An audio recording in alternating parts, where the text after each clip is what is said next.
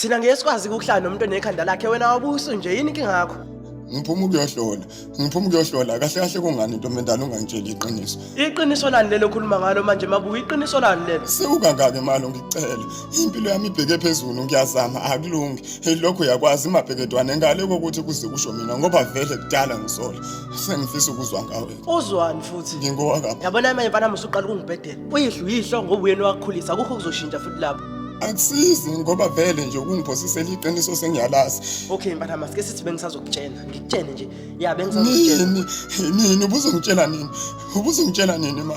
Ubuzongitshela sekuvela usana kulobudlelwane bengiyosithola sengibandakanyeke kubo nabakwethu ngoba ngingazi mina nini iqiniso nilazi. Cha akukho njalo mntana ngicela ungixolele ngiyazi ukuthi Akusizi. kodwa mfana wami Akusizi ukuxolisa angisafune kuzwa lutho ube nalithi baloku ungitshela konke ngikhula sengize ngimdala manje sengisitholele asekho isidingo sokuthi ungitshele okubuhlungu nje mfana wami ngiyaxolisa kubo bonke ubuhlungu engizwise bona ngangithi ngizama ukuvikela wena mina kulungile phephisa mntana wami phephisa mfana wami ngiyayisola kakhulu